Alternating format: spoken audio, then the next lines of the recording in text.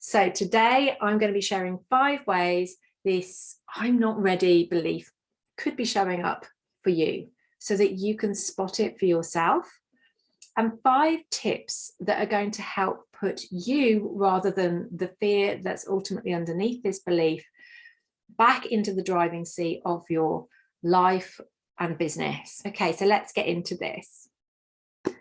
5 ways this "I'm not ready" tends to show up in people's lives. See if you can spot these happening for you. So number 1, you've set a goal, or perhaps you've put some activities on your to-do list and you find that they just keep rolling on. You move them from one day to the next, or 1 week to the next, or even a month to the next. They're just not getting done. Number 2, you find yourself making excuses for not doing the thing. So other things may crop up that seem to be more important in the moment. Things happen that take your attention away. Maybe it's other people's drama or other people's needs. You may find that you're ill, or perhaps even your mood doesn't reflect the kind of vibe you want to be in to do the thing. All sorts of reasons, and sometimes these may feel very valid and plausible and reasonable and real, and sometimes less so, sometimes a little bit more flaky, but sometimes they can be very overcomplicated and lengthy. And when that's the case, you often find that you're trying to justify what's happening, and actually it's the fear that's driving, it's this belief that's driving your behavior, and not really what you would be choosing to do for yourself. Number 3, you're stuck in research stage. So very often this "I'm not ready enough" is really about us feeling that we're not knowledgeable enough or experienced enough yet to feel competent in doing the thing. I'm worried that other people might call us out on that. So very often people get stuck in the research stage. When I know more, I'll be ready. So is that you? Is that something that you find yourself doing? Number 4, overcomplicating. So we can get so caught up in the minutiae, or adding so much in, when essentially the steps sort of just go from A to B. So do you overcomplicate things? Do you get stuck on little details and not get things done? And number 5 is feeling overwhelmed. And this can show up in a couple of ways. It can be feeling that there's just too much to do, or it might be not having the clarity over what to do. So those are some of the ways that it shows up. And if it shows up differently for you, then let me know in the comments. I'd love to hear your thoughts on this. So why is this happening? You know, where does this all come from? Well, ultimately, there's fear underneath. We fear being found out as not good enough. We worry about rejection. And many of these things actually aren't real. Nothing bad is really going to happen. But the way our minds work is that it's as if that is what's really underlying it. It's like there's a big assumption right the way underneath that. But we see it, and it displays itself in this avoidance behavior, in this sense that we just don't feel ready. And we have various awareness about these things. So it can be really sneaky and subtle. So it might be that you've just started to become aware that the thing you want to do just isn't getting done.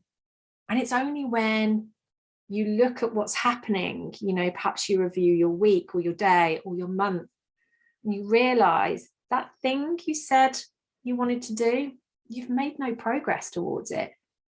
For some of us, that can be years. So the second sort of level of awareness is where you are aware that there's a level of discomfort that you feel about this. And you have a sense, I don't feel ready. It's a bit like sitting on the edge of a swimming pool when you know it's going to be cold when you get in. And so you linger for a little bit while longer on the edge of the pool, and avoiding that discomfort for a bit longer. And then there are other times when this really comes up in a very obvious way. So you are well aware that you're feeling the fear about doing something, that you are actually, by not doing this thing, sabotaging your success and holding yourself back. You may be aware that you're feeling anxious about doing it, worried about not being good enough, worried that people might laugh or judge you.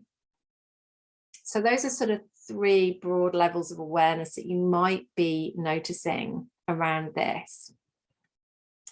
But the thing is, the reason why this comes up for people is because what you want to do is meaningful to you. You care, it matters to your growth. It matters to you achieving and living the life that you want to live for yourself. And in order to do that, it means breaking out from the things we've done, because if we continue to do what we've always done, we're going to get what we always got. So it's logical, it makes sense that we step outside what is familiar to us, and it feels uncomfortable. It's like it triggers a perimeter warning on the outside of our comfort zone that says, hang on a minute, this doesn't feel familiar. This is unknown territory. And we start to feel that discomfort. We start to feel a bit of resistance. And it's just our mind getting us to question, is this safe for us to do? You know, is this going to hurt us in some way? Is it going to be painful? So it's an invitation. It's an invitation to look at it. And so here are 5 tips to help you flip your fear around. So tip number 1 is to just become aware of it, to notice it, and to call it out as soon as you're aware of any of these symptoms, or maybe yourself saying or hearing out loud the words, I'm not ready yet. You may hear yourself saying that to a coach, to a friend, you know, or just to yourself.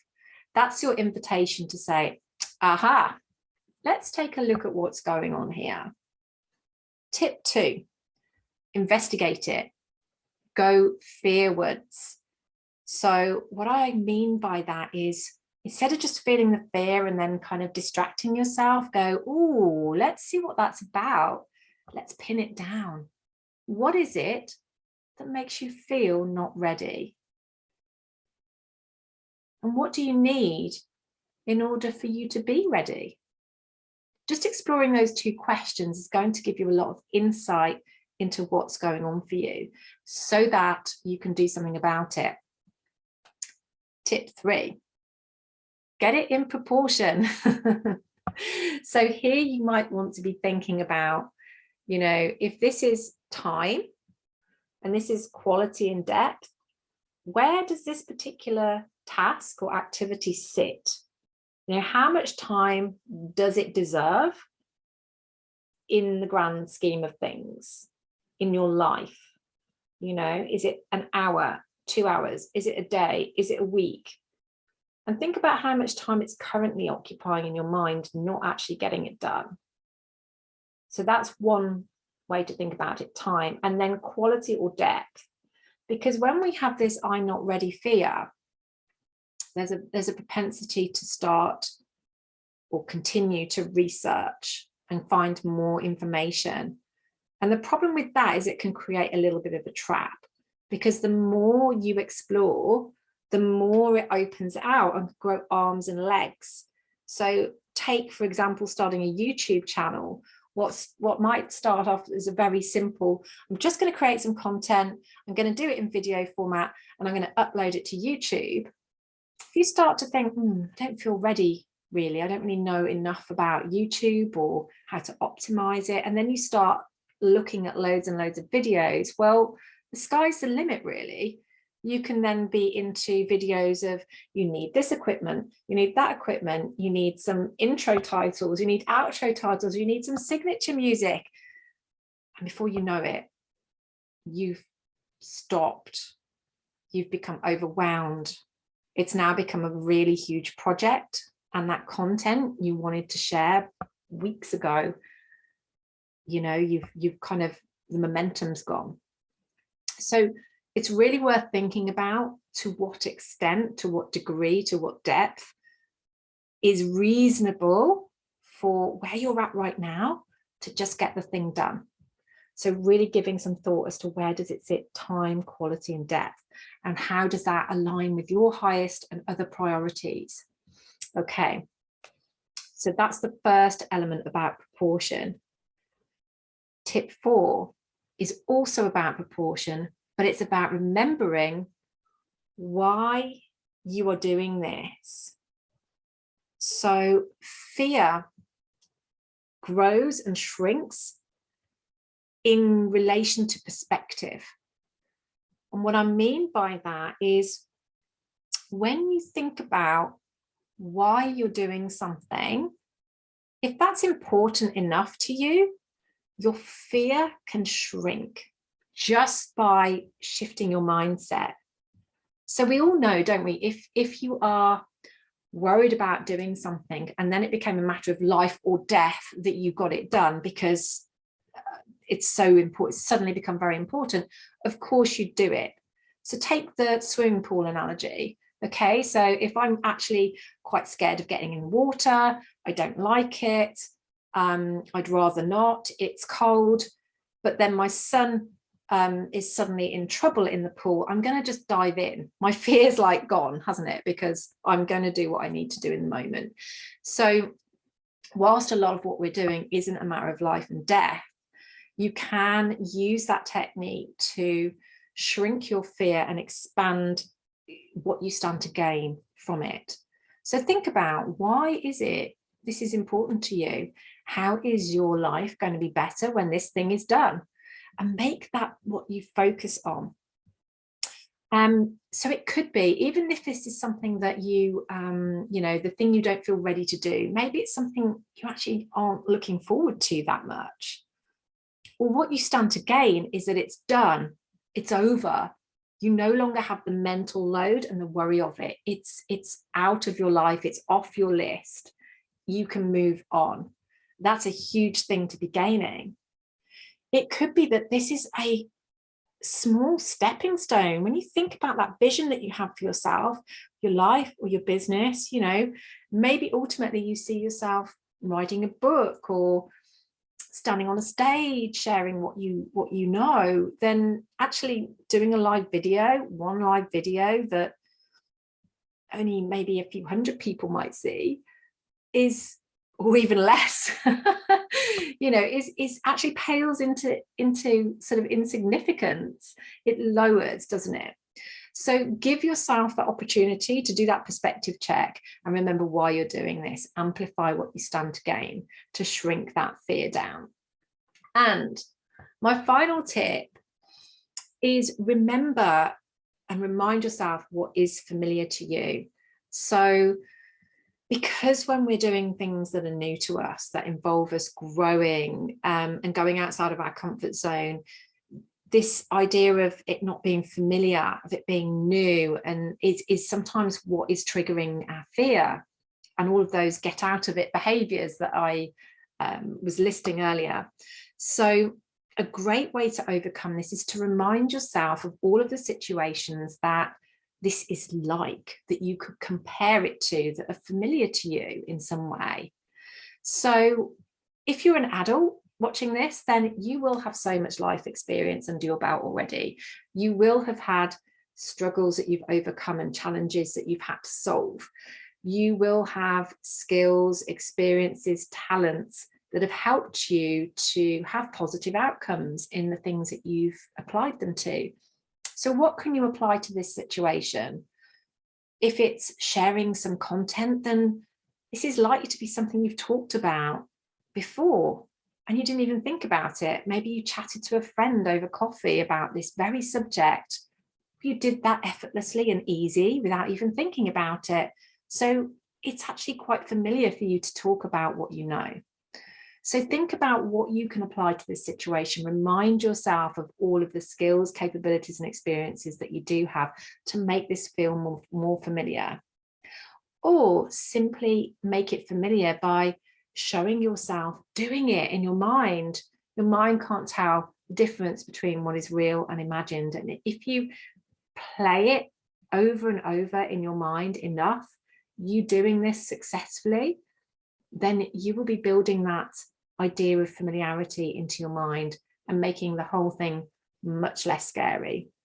So I hope these have helped you today. Please let me know which tips resonate. I strongly suggest that if you're experiencing this now, you work through those tips, ask yourself those questions, and then, bonus tip, commit to taking some action. Put it in your diary, make a commitment, tell people this is what you're going to do so that you actually do it, and take the leap, jump into the pool. So that rounds off today's video. Tell me in the comments what resonated. If there are other types of mindset challenge you would like some help with, let me know and I will create videos for you on those topics. And if you'd like to know how to get more help and support with anything that I talk about, please check out the links in the video description for ways to get in touch.